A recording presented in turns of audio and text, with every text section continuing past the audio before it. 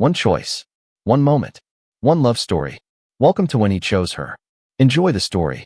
Hello everyone. Before we begin today's story, I have a small favor to ask. Please hit subscribe and turn on the notification bell so you never miss our channel's new videos.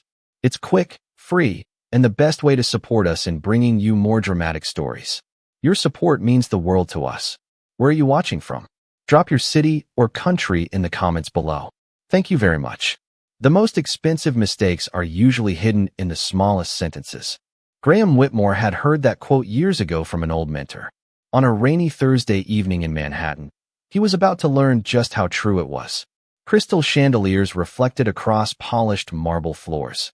Soft piano music drifted through the dining room of the Riverside Club, one of the most exclusive restaurants overlooking the Hudson River. Every table was occupied by executives, investors, and people who measured success in numbers most Americans would never see in a lifetime. At the center of the room sat Graham Whitmore, billionaire founder of Whitmore Capital. At 42, he had built an empire worth billions of dollars. He had acquired companies, negotiated international deals, and survived economic storms that destroyed competitors twice his size. Confidence followed him everywhere, sometimes a little too much confidence. Tonight, a smile rested comfortably on his face as a team of attorneys and advisors surrounded him. In front of him sat a contract that would finalize a $3.2 billion acquisition by midnight. Everything was going exactly according to plan, or so he believed. Across the room, Elena Hartwell balanced a silver tray against one hand while delivering drinks to a table near the window. Most customers barely noticed her. She preferred it that way. Her blonde hair was tied neatly behind her head. Her black uniform looked simple, professional, ordinary, but there was nothing ordinary about the woman carrying those glasses. Elena had spent the last 5 years perfecting the art of becoming invisible. She moved quietly between tables while conversations about mergers, investments, and corporate strategy floated around her every night. Most people assumed she wasn't listening. Most people were wrong. As she approached Graham's table with fresh, sparkling water, she caught a glimpse of the open contract beside his elbow. Normally, she wouldn't look twice. But one sentence near the bottom of a page pulled her attention like a magnet. Her eyes narrowed slightly. She set down the glass. The room continued humming with conversation. Laughter. Clinking silverware. Nobody noticed the waitress freeze for half a second. Elena looked again. Then once more. A strange feeling settled into her chest. Not fear. Concern. The kind that appears when something doesn't quite fit. Graham was laughing at a joke from one of his attorneys when he noticed the waitress hadn't moved away. He glanced up. Something wrong? He asked politely, though clearly distracted. Elena hesitated. Every instinct told her to walk away. This wasn't her business. This wasn't her contract. These weren't her billions. But another voice inside her refused to stay silent. She cleared her throat gently. "Excuse me, sir." The conversation at the table paused. Graham looked up fully this time. "Yes." Elena pointed carefully toward a paragraph halfway down the page. "I could be mistaken." A few lawyers exchanged amused glances. "But that clause looks dangerous." Silence. Complete silence. Graham blinked. One attorney actually smiled. Another leaned back in his chair, already entertained. Elena immediately regretted speaking. Yet she remained calm. "Dangerous," Graham repeated. His smile returned, though smaller now. "How so?" Elena looked at the document. The language appears standard at first. She chose her words carefully. But the ownership transfer conditions seem unusually broad. One of the attorneys chuckled softly. Another adjusted his glasses. Graham studied her face. "You review corporate acquisitions between serving appetizers?" The table laughed. Not cruelly. Just enough to make it clear they found the situation absurd. Elena offered a polite smile. "No, sir." She glanced toward the clause one final time. "Hopefully I'm wrong." Then she stepped away. The conversation resumed almost immediately. Jokes returned. Laughter followed. The moment seemed finished. Yet something lingered. Graham's eyes drifted back toward the contract. Just for a second. Then again. Across the dining room, Elena continued working as though nothing had happened. She greeted guests. Refilled drinks. Delivered meals. Calm. Professional. Invisible once more. But for reasons he couldn't explain, Graham Whitmore found himself looking toward the waitress far more often than he looked at the contract worth $3.2 billion. And for the first time that evening, the smile that had seemed so permanent no longer felt quite as comfortable. The laughter around the table lasted only a few seconds, but somehow it echoed much longer in Graham Whitmore's mind. One attorney shook his head with an amused smile. Another lifted his glass and said, "I suppose we should start hiring waitresses for legal reviews." More laughter followed. Graham smiled politely, yet his eyes drifted toward the contract again. The sentence Elena had pointed at sat quietly near the bottom of page 47. Small, unremarkable, easy to ignore, just like the woman who had noticed it. Across the dining room, Elena moved between tables carrying plates and checking on customers. Her expression never changed. She did not look embarrassed. She did not look offended. She simply returned to work as if the entire conversation had never happened. Somehow that bothered Graham even more. Most people would have tried to defend themselves. Most people would have explained their credentials. Most people would have wanted validation. She had done none of those things. "Are we ready to finalize?" asked one of the attorneys. Graham looked up. Almost. He turned another page. The acquisition had taken nearly 11 months to negotiate. Teams in New York, Chicago, Dallas, and San Francisco had worked around the clock to bring it together. Every detail had been reviewed by experts earning more money in a week than most Americans earned in months. The idea that a waitress had discovered something they missed was ridiculous. Completely ridiculous. Yet the thought refused to disappear. What exactly was she referring to? Graham asked casually. One attorney adjusted his glasses. Honestly, probably nothing. The transfer language is standard. Standard? Graham asked. Very standard. Another lawyer nodded. We have reviewed it 6 times. Graham leaned back in his chair. 6 reviews. Millions in legal fees. Some of the best corporate attorneys in the country. And still he found himself staring at one paragraph because a waitress had quietly said 4 words. Dangerous clause. He hated that. He hated uncertainty, especially when it arrived wearing an apron. The conversation shifted toward closing logistics. Wire transfers. Regulatory filings. Press releases. Yet Graham's concentration continued slipping. Through the large windows behind the dining room, rain rolled down the glass overlooking the Hudson River. Beyond the water, the lights of New Jersey shimmered beneath low clouds. Everything outside looked blurred, unclear. For the first time all evening, the deal itself felt the same way. 20 minutes later, while the attorneys debated timing for the public announcement, Graham excused himself from the table. He walked toward the private hallway near the conference rooms, contract still in hand. The noise of the restaurant faded behind him. Quiet settled around him. He opened the document again. Page 47. Paragraph 3. Ownership transition rights under contingent governance conditions. His eyes moved slowly through the legal language. Once, twice, 3 times. Nothing jumped out immediately. Then he noticed a cross-reference. A tiny reference number linking the clause to another section buried dozens of pages later. Graham frowned. He flipped forward, found the reference section. Read it. Then read it again. The smile disappeared from his face. A strange feeling settled in his stomach. Not panic. Not yet. But definitely discomfort.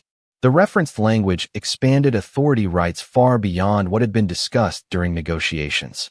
If triggered under specific conditions, control mechanisms could shift in ways that heavily favored the sellers. The language was technically legal, technically disclosed, technically visible, yet hidden so deeply that most readers would never connect the pieces. Graham stood motionless. Rain tapped softly against the windows. Somewhere in the distance, a siren echoed through the city. He returned to page 47, then back to the cross-reference, then back again. His jaw tightened. Suddenly the laughter from a few minutes earlier did not seem nearly as funny. A door opened behind him. One of the attorneys stepped into the hallway. Everything okay? Graham closed the contract slowly. Who drafted this section? The attorney blinked. Which section? Graham handed over the document. Read the cross-reference. The attorney's smile faded as he scanned the language. Seconds passed. Then more seconds. The hallway grew very quiet.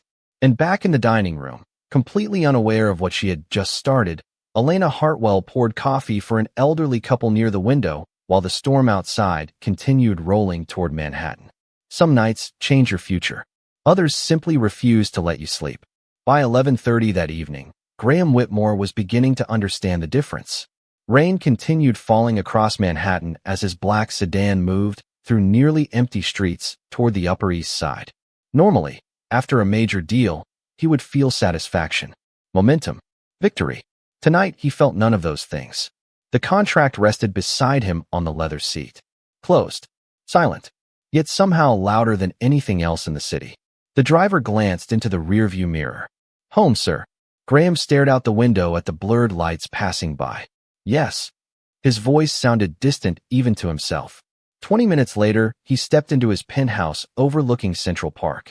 Floor-to-ceiling windows revealed a skyline wrapped in clouds and rain. The apartment was quiet, immaculate, expensive, empty. Graham loosened his tie and dropped it onto the kitchen counter.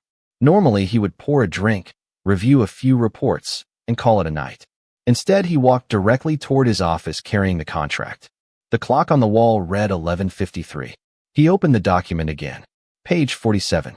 The clause. The cross-reference. The ownership. Provisions. He read every word slowly. Then he opened a second copy stored digitally on his tablet. Then a third version from legal archives. The language remained exactly the same. His jaw tightened. The deeper he looked, the worse it became. Whoever drafted the language had been clever. Not dishonest. Not illegal. Just clever enough to create a trap hidden behind technical compliance. If the acquisition moved forward under certain circumstances, Whitmore Capital could gradually surrender critical decision-making authority without triggering immediate alarms. Most investors would never notice until years later. Graham stood and walked toward the windows. Rain streaked across the glass. Below, tiny headlights crawled through the city streets. For nearly 20 years, he had built his reputation on seeing risks before anyone else. Yet tonight a waitress had spotted one before him. The thought was irritating and strangely impressive. He returned to his desk. Midnight became 1 o'clock. 1 o'clock became 2. The contract remained open. Several legal memos joined it. Then financial projections. Then governance analyses. Graham worked through each possibility. Every path led to the same conclusion. Elena Hartwell had been right. At 2:16 in the morning, he picked up his phone and called his chief legal officer. A tired voice answered after several rings. "Graham, sorry for waking you. You never apologize when you wake people up. What happened?" Graham looked down at the clause. "I need a full review of the acquisition agreement." Silence. Then a sigh. Again. Again. "Why?" Graham hesitated. He almost laughed at how ridiculous the answer sounded. A waitress found something. The silence became even longer. A waitress. "Just review it. Graham, trust me." The call ended. A few minutes later, emails began moving through half a dozen time zones. Lawyers in New York, Chicago, and London suddenly found themselves reopening documents they thought were already finalized. Graham remained awake. At 3:45 in the morning, the first response arrived. Then another. Then another.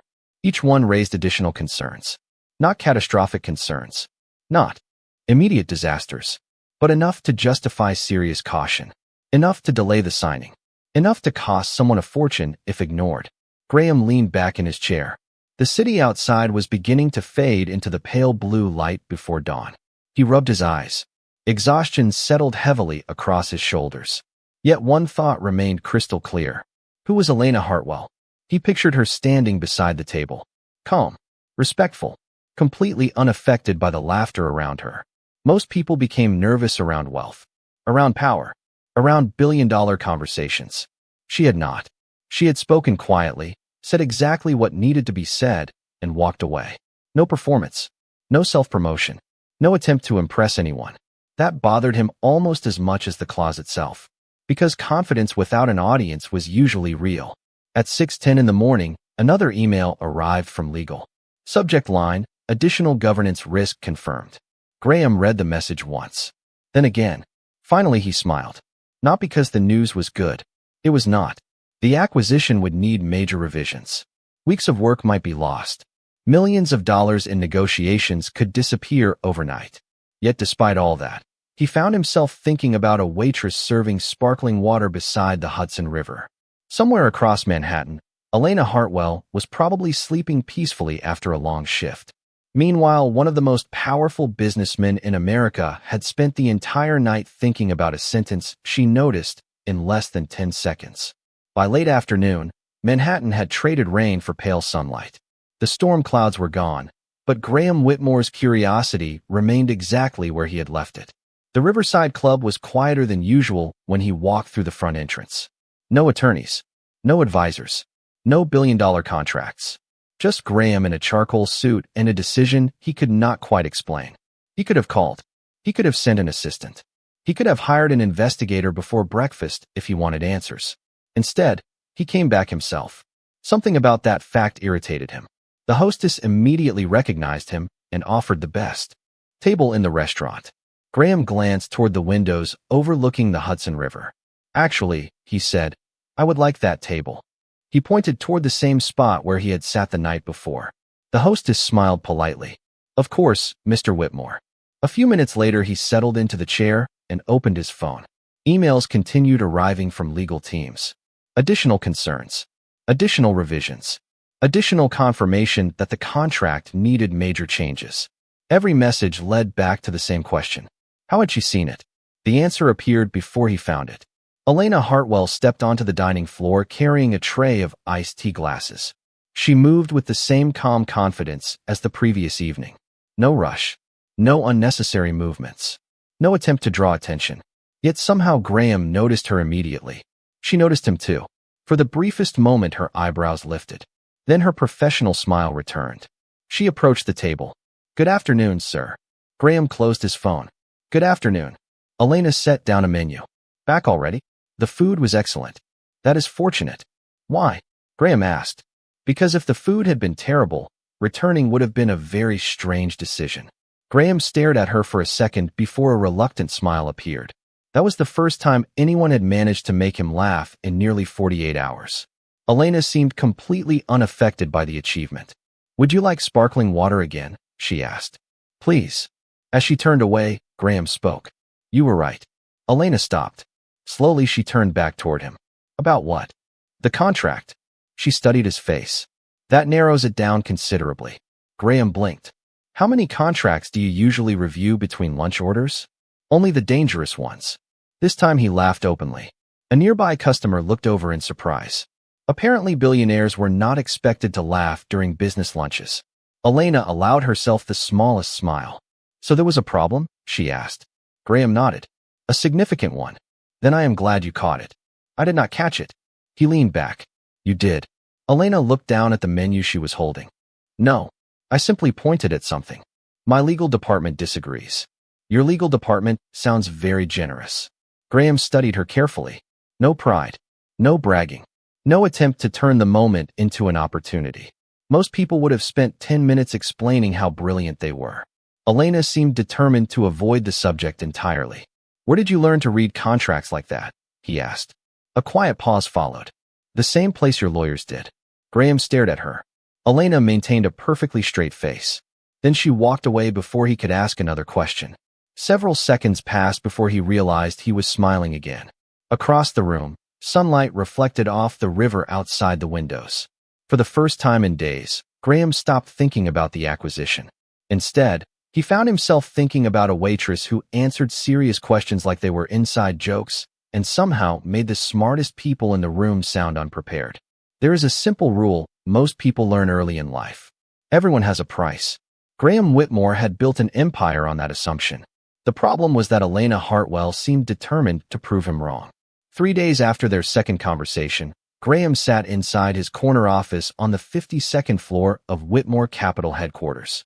Morning sunlight stretched across glass walls and polished wood floors. Below him, Manhattan moved with its usual urgency. Taxis flowed through intersections. People hurried toward meetings. Markets opened. Deals happened. Yet Graham found himself distracted by a waitress. He tapped a pen against his desk while reviewing another legal report. The acquisition was still being renegotiated.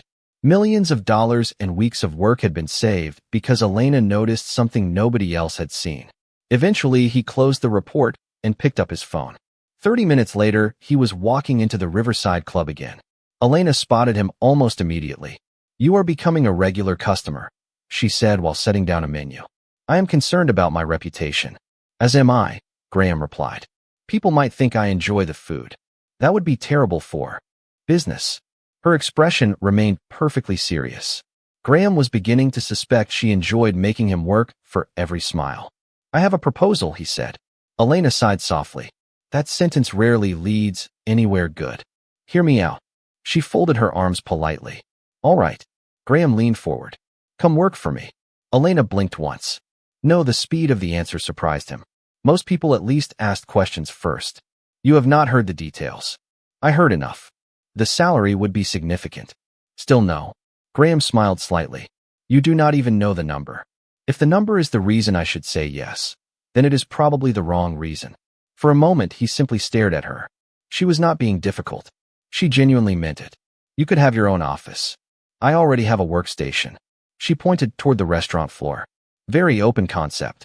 Flexible schedule. I already have one. Health benefits. Already covered." Graham narrowed his eyes. "You prepared for this conversation, did you not?" "No.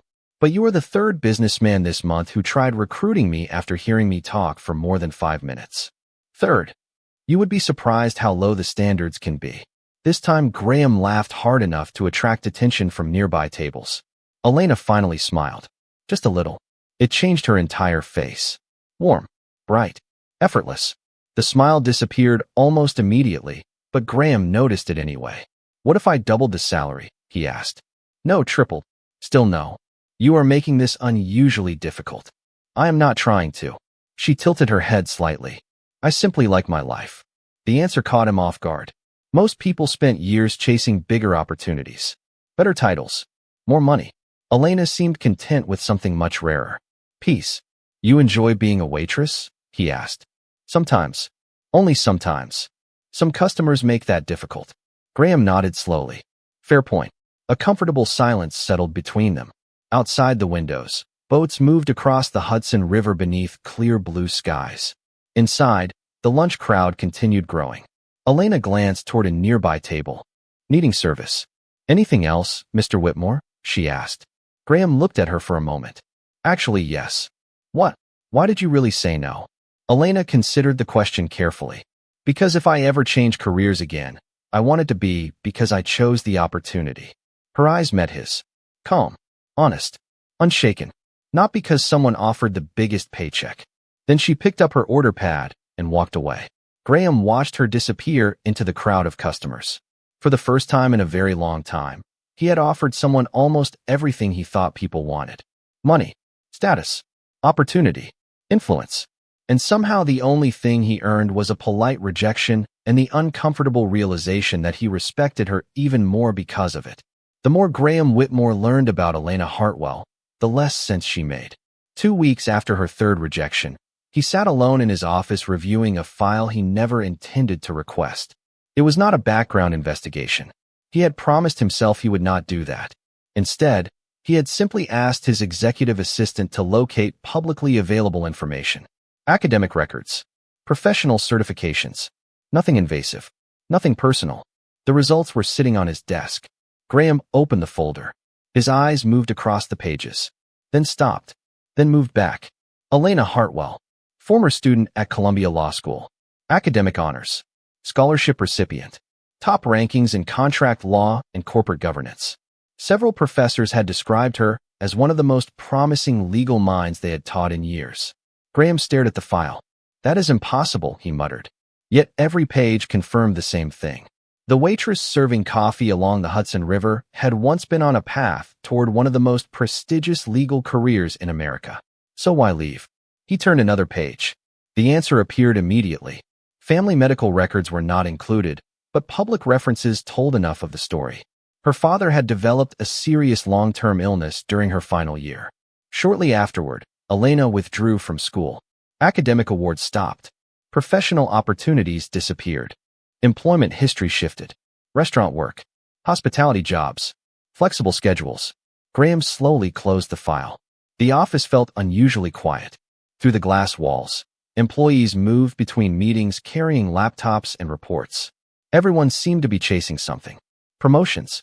Bonuses. Recognition. Elena had walked away from all of it for someone she loved. For reasons Graham could not explain, that fact stayed with him longer than her academic achievements. 3 days later, another problem arrived. This one did not come disguised as a contract clause. It arrived as a proposed technology acquisition worth nearly $800 million.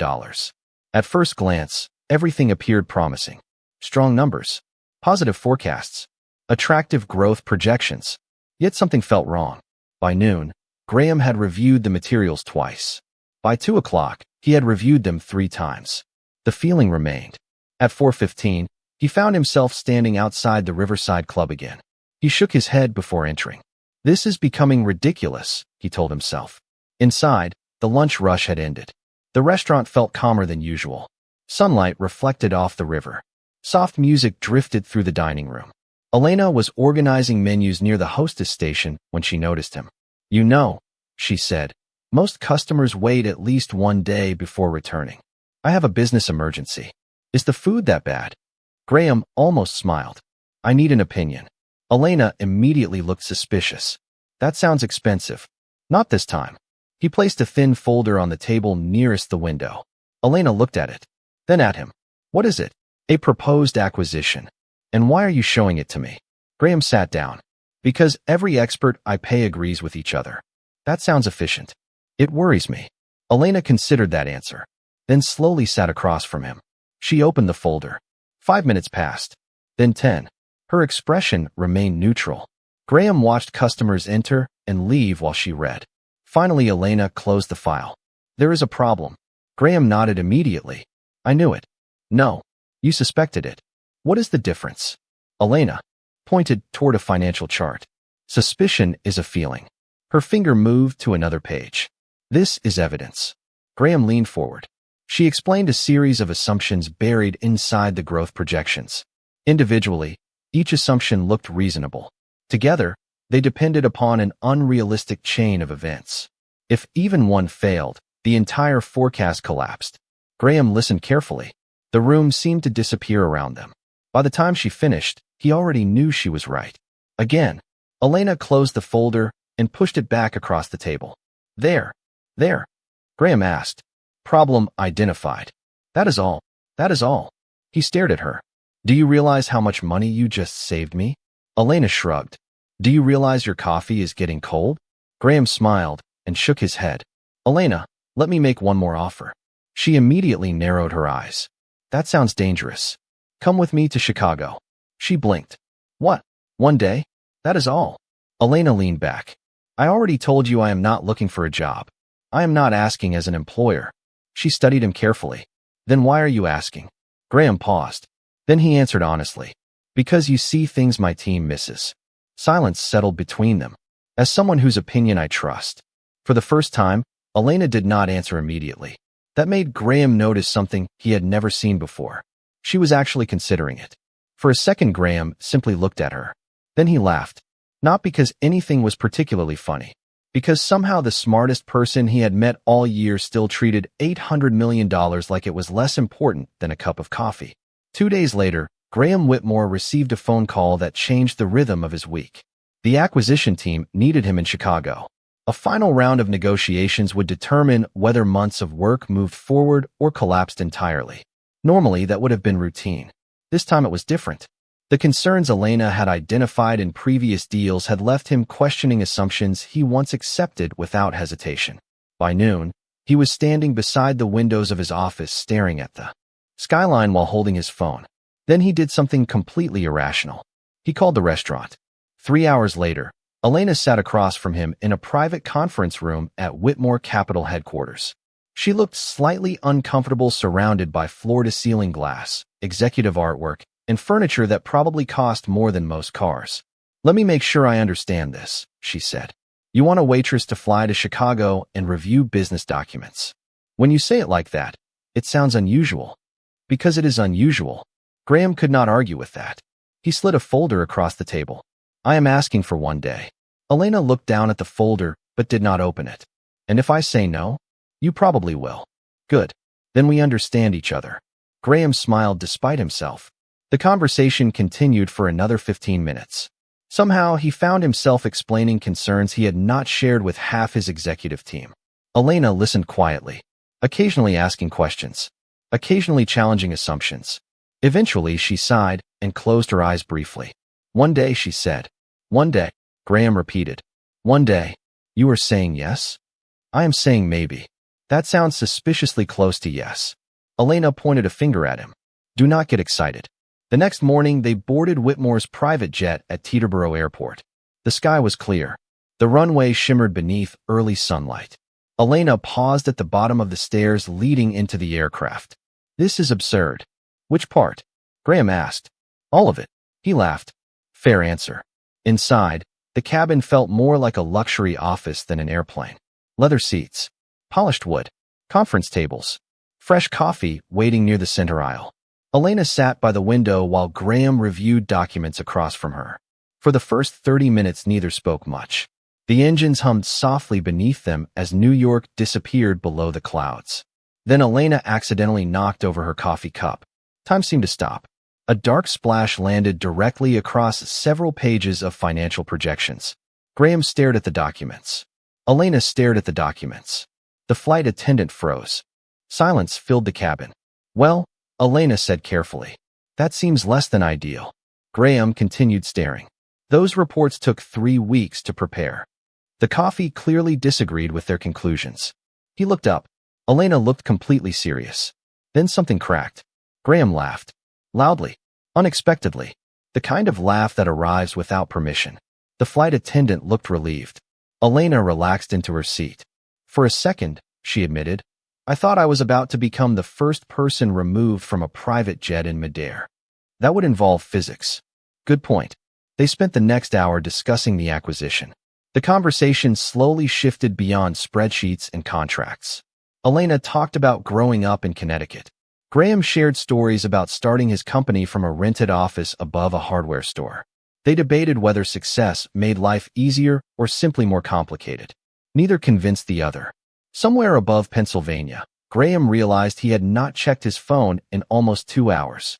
That had not happened in years. By the time Chicago appeared beneath the clouds, something subtle had changed. The Billionaire and the Waitress were still sitting across from each other. Yet the distance between them felt smaller. Not because of money, not because of business, because for the first time, they were no longer talking as strangers standing on opposite sides of life. They were simply two people discovering how much they enjoyed the conversation. Chicago greeted them with cold wind and a sky the color of steel. By 9 o'clock the next morning, Graham Whitmore and Elena Hartwell sat inside a conference room on the 43rd floor of a downtown office tower overlooking Lake Michigan. The room was filled with executives, attorneys, financial analysts, and advisors. Screens displayed charts. Reports covered the table. Coffee cups accumulated beside laptops. Everything appeared polished, professional, certain. Yet Graham had learned something valuable over the past few weeks. The most dangerous problems rarely announced themselves. Across the table sat representatives from the company Whitmore Capital intended to acquire. Their presentation was flawless. Revenue projections exceeded expectations. Market expansion plans looked impressive. Growth forecasts climbed steadily upward. Several members of Graham's team were already nodding in approval. Elena sat quietly near the end of the table reviewing documents nobody expected her to understand. To most people in the room, she looked like an assistant, perhaps an observer. Certainly not someone whose opinion might influence an $800 million decision. Graham noticed the irony immediately. It reminded him of the night they met. The presentation continued for another hour. Questions were answered. Assurances were given. More charts appeared. The acquisition seemed increasingly attractive. Then Elena stopped turning pages. Her eyes narrowed slightly. Graham recognized the expression immediately. It was the same look she had worn when she found the clause hidden inside the previous contract. Without realizing it, he sat forward in his chair. Elena continued reading. One page, then another, then a third. Finally, she lifted her hand. The room fell quiet. One executive looked surprised. Another looked annoyed. Yes? Asked the lead presenter politely. Elena glanced toward Graham. May I ask a question? Graham nodded. Please. Elena opened the report in front of her. Your customer retention data. The presenter smiled confidently. What about it? These numbers are excellent. They are. Perhaps too excellent. A few people exchanged confused looks. Elena pointed toward a chart displayed on the screen. Your retention percentages remain unusually consistent across every market segment. The presenter maintained his smile. We are very proud of that. I imagine you are. Elena turned another page. But your quarterly support costs tell a different story. The smile weakened slightly. Graham noticed immediately. Elena continued calmly. If customer retention truly increased at the rate shown here, support expenses should have followed a different pattern. Silence settled across the room. One analyst adjusted his glasses. Another opened a spreadsheet. Elena was not finished. She referenced additional reports. Growth assumptions. Regional trends. User engagement metrics. Individually, none of the discrepancies seemed significant. Together, they formed something impossible to ignore. The numbers technically matched. The story behind them did not. For nearly 10 minutes, Elena carefully connected details scattered across hundreds of pages. Nobody interrupted. Nobody laughed. Nobody smiled. By the time she finished, several executives were frantically reviewing their own reports. The lead presenter looked considerably less comfortable than he had an hour earlier. One of Graham's analysts finally spoke. She is right. Another nodded. The projections depend on adjusted assumptions that were never clearly disclosed. More pages turned. More calculations appeared. The atmosphere changed completely.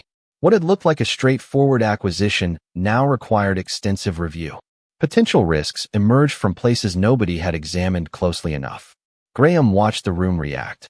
But his attention eventually returned to Elena. She had not raised her voice. She had not tried to impress anyone. She simply followed the evidence wherever it led. The same way she always did. Sunlight reflected across the windows behind her. The city stretched endlessly beyond the glass. For a moment, the meeting faded into the background. Graham realized something that had nothing to do with business, contracts, or acquisitions. The admiration he felt was no longer professional. It had become something deeper, more personal, more dangerous than any clause hidden in a contract. Because for the first time in years, Graham Whitmore found himself caring less about the deal sitting on the table and more about the woman sitting across from him. 3 months passed faster than either of them expected. Autumn arrived in Manhattan with cool mornings, golden leaves, and sunlight that reflected like liquid gold across the Hudson River. The acquisition in Chicago had eventually been restructured. Millions of dollars had been protected. Several executives quietly admitted that Elena Hartwell had prevented a very expensive mistake. Graham Whitmore never forgot it. Yet the most important thing that happened in those 3 months had nothing to do with contracts. They kept talking, sometimes over coffee before Elena's shift, sometimes during quiet lunches between meetings, sometimes through long conversations about books, family, mistakes, and dreams that had nothing to do with business. For the first time in years, Graham found himself looking forward to moments that could not be measured on a balance sheet. One Friday evening, Elena stood alone in the employee locker room at the Riverside Club. Her uniform hung neatly inside an open locker. A small cardboard box sat beside it containing a few personal items collected over the years. The restaurant manager leaned against the doorway. I still cannot believe you are leaving. Elena smiled softly. Neither can I. You are sure about this? Elena looked around the room. The place had been part of her life for a long time. It had helped her survive difficult years. It had given her stability when everything else felt uncertain. But life was moving forward again. Slowly, carefully, on her own terms. Yes, she said quietly. I am sure. 15 minutes later, she stepped onto the dining floor for the final time. The restaurant looked exactly as it had on the night she first met Graham. Crystal chandeliers, soft piano music, the river glowing beyond the windows, customers talking over dinner, ordinary moments. Yet somehow everything felt different. She walked toward the exit carrying her small box. Then she stopped. Outside the front windows, a familiar black Rolls-Royce waited at the curb. Elena laughed before she even reached the door. Of course, she whispered. When she stepped outside, Graham was standing beside the car. No entourage, no assistants, no security team, just Graham. The cool evening breeze moved through the trees lining the sidewalk. Traffic drifted quietly through the city behind them. You are late, Elena said. Graham checked his watch. I arrived 7 minutes early. That sounds exactly like something you would calculate. I did calculate it. Elena shook her head, smiling. Graham held a folder beneath one arm. She immediately noticed it. Please tell me that is not another acquisition. It is. Not. Good. Actually, he said, it might be the most important document I have ever prepared. Elena raised an eyebrow. That is a dangerous introduction. Graham handed her the folder. Inside was a single page. No legal language. No financial terms. No hidden clauses. Just a letter. Elena read quietly while city lights reflected in the windows around them. The letter described a billionaire who thought success meant controlling every outcome. It described a waitress who repeatedly proved him wrong.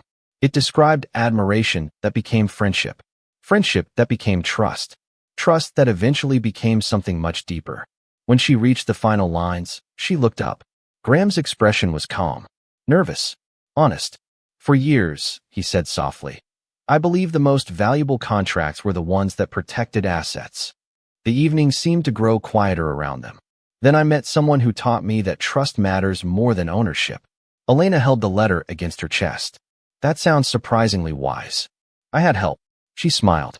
The same smile he remembered from the restaurant. Warm. Bright. Effortless. So what happens now? She asked. Graham took a slow breath. Now I ask whether you would like to have dinner with me tomorrow. Elena blinked. Tomorrow. Tomorrow. Not tonight. Graham looked momentarily confused. Should I have asked about tonight? Elena laughed. The sound carried into the cool Manhattan air. Then she stepped closer and gently took his hand. Yes, she said. You probably should have. Relief spread across Graham's face.